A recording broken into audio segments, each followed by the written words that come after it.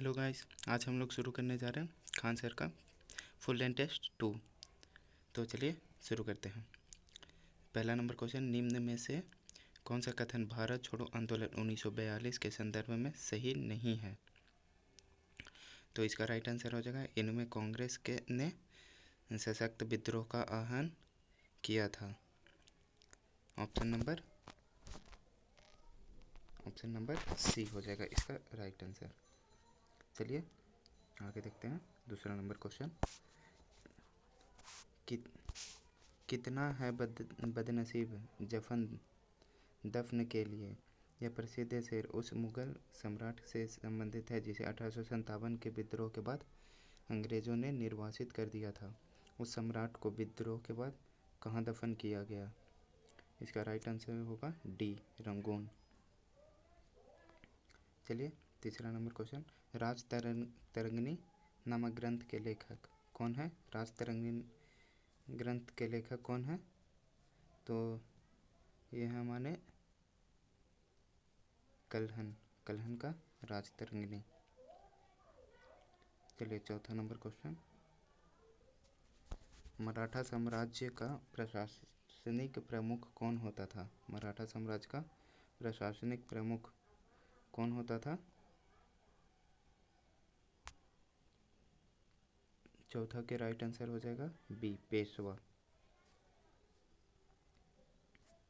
चलिए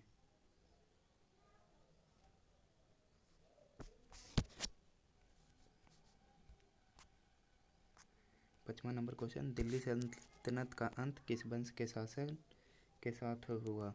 दिल्ली सल्तनत का अंत किस शासक के अंत से हुआ? तो लोधी वंश लास्ट में, फिर इसके बाद मुगल आ जाते हैं, बाबर, तो मुगल वंश की स्थापना हो जाती है। चलिए छठा नंबर क्वेश्चन, निम्नलिखित में से कौन सा स्थल हड़प्पा सभ्यता से संबंधित है जो वर्तमान में पाकिस्तान में स्थित है? तो मोहनजोदड़ो पाकिस्तान में ही है, मोहनजोदड़ो हो जाएगा। चलिए अगला नंबर क्वेश्चन, सातवां नंबर, समुद्रगुप्त को भारतीय नेपोलियन किसने कहा? समुद्रगुप्त को भारतीय नेपोलियन किसने कहा? तो किसने कहा? Besant Smith, option number C. चलिए अगला क्वेश्चन आठवां नंबर क्वेश्चन है, टीपू सुल्तान की मृत्यु किस युद्ध में हो गई? टीपू सुल्तान की मृत्यु चतुर्थ मैसूर युद्ध।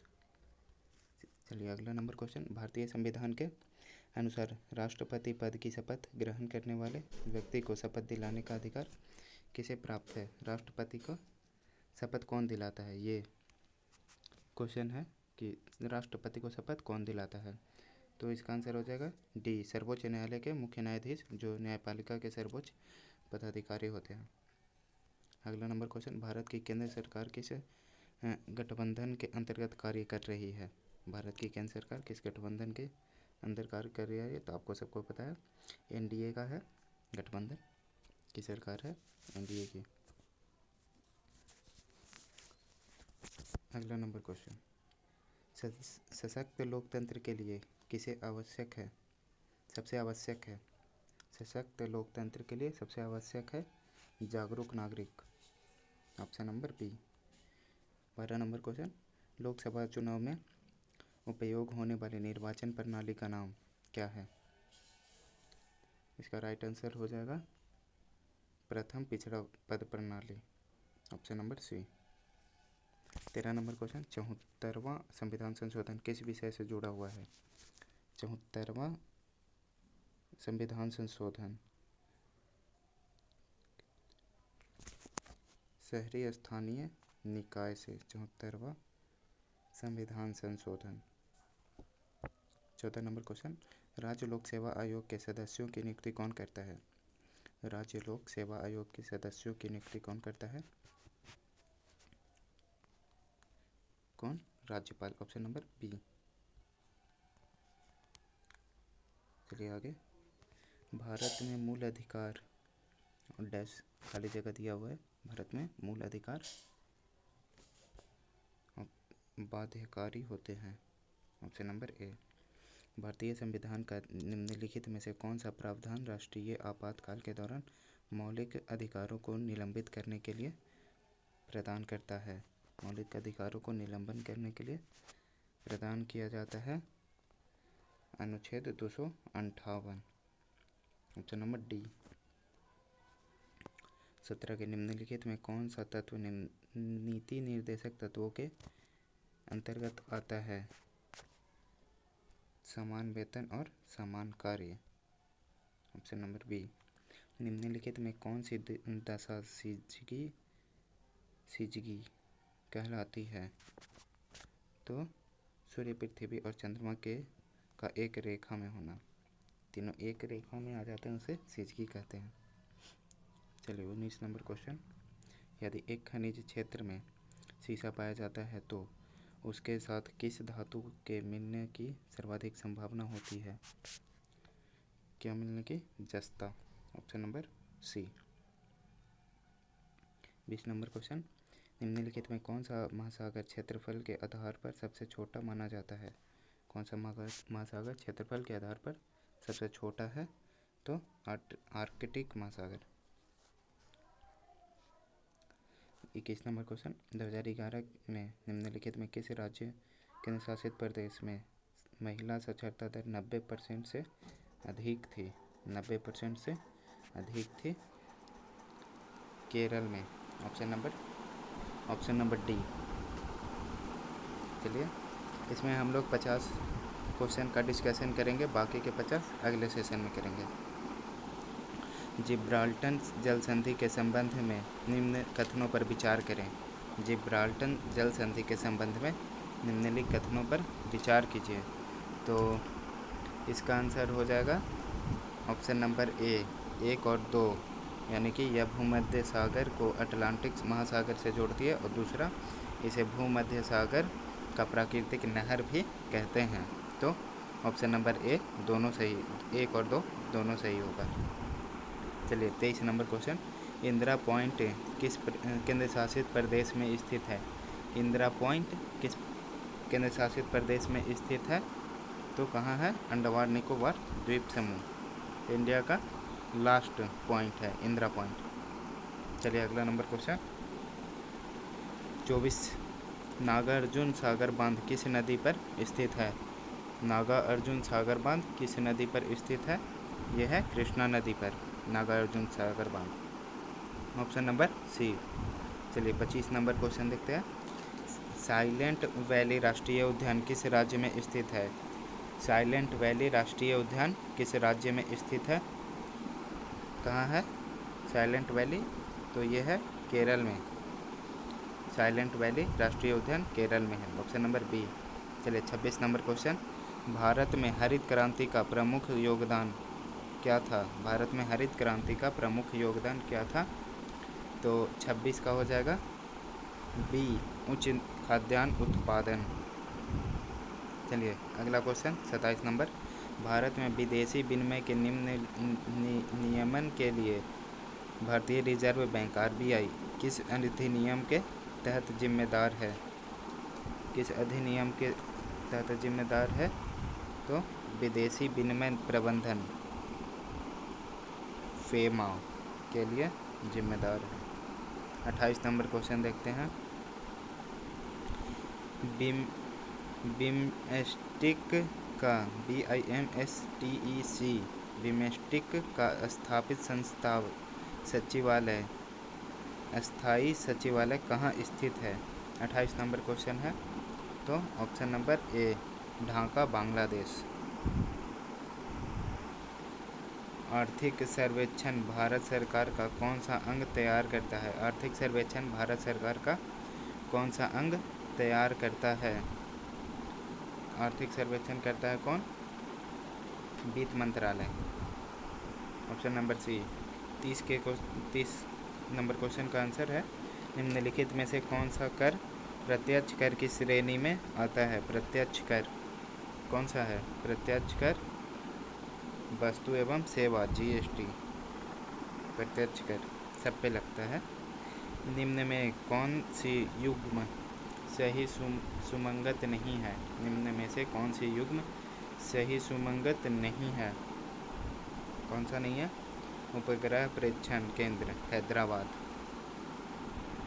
राइन नदी किस के किनारे कौन सा शहर स्थित है? तो राइन नदी के किनारे स्थित कौन सा शहर है? तो ऑप्शन नंबर ए कोलोन। निम्नलिखित में कौन सी नीति आयोग की एक पहल है? नीति आयोग की एक पहल कौन सी है? तो अटल नवाचार mission, option number D. Suez नहर किस देश में स्थित है? स्वेज नहर किस देश में स्थित है? स्वेज नहर स्थित है मिस्र में, ऑप्शन नंबर सी।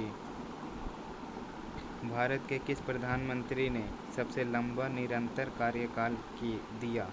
भारत के किस प्रधानमंत्री ने सबसे लंबा निरंतर कार्यकाल दिया? तो कि सबसे ज़्यादा कार्यकाल किसने दिया है? तो सबसे लंबा चले हैं जवाहरलाल नेहरू। गरुड़ शक्ति संयुक्त सैन्य अभ्यास किन दो देशों के बीच आयोजित होता है? गरुड़ शक्ति किन दो देशों के बीच होता है? भारत और इंडोनेशिया। चलिए 37 नंबर क्वेश्चन। निम्नलिखित में कौन सा भारत का पहला उपग्रह था जिसे इसरो ने लॉन्च किया? सबसे पहले उपग्रह यानी सैटेलाइट कौन सा था भारत का जिसे इसरो ने लॉन्च किया था? तो कौन सा था? आर्यभट्ट। समानता की प्रकृति किस संत को समर्पित है? समानता की प्रतिमा किस संत को समर्पित है? तो श्री रामानुजाचार्य। 39 क्वेश्चन। हाल ही में भयंकर भूख संकट के कारण चर्चा में आया दारफुर क्षेत्र किस देश का हिस्सा है? दारफुर सूखा के संकट में के कारण चर्चा में आया दारफुर क्षेत्र किस देश का हिस्सा है? सूडान। हाल ही में federation all India IT association का अध्यक्ष किसे चुना गया? किसे? नवीन गुप्ता। 41 number question. विश्व बॉक्सिंग कप फाइनल 2025 की मेजबानी किस देश को सौंपी गई? भारत को सौंपी गई है। State of the ocean report किस संस्था द्वारा जारी किया जाता है? तो ये जारी किया जाता है संयुक्त राष्ट्र शैक्षिक विकास और सांस्कृतिक संगठन यूनेस्को द्वारा। 43 नंबर क्वेश्चन। किस राज्य ने शिशुओं और गर्भवती महिलाओं को नियमित टीकाकरण के मामले में पूरे देश में प्रथम स्थान प्राप्त किया है? किस राज्य ने? बिहार, अपना बिहार।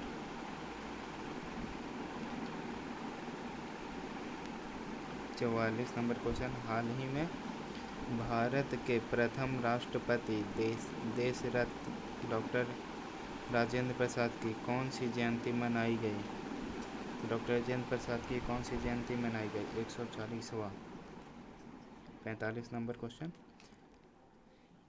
नगर वन योजना जो हाल ही में समाचारों में देखी गई है किस मंत्रालय द्वारा शुरू की गई है? पर्यावरण, वन और जलवायु परिवर्तन मंत्रालय। नवीनतम रिपोर्ट के अनुसार बिहार में गंगा डॉल्फिन की अनुमानित संख्या कितनी है? बिहार में डॉल्फिन की अनुमानित संख्या कितनी है? 2220। बिहार के बेगूसराय जिले के किस शिक्षक को शिक्षागृह पुस्तकालय 2025 से सम्मानित किया गया? रंजन कुमार।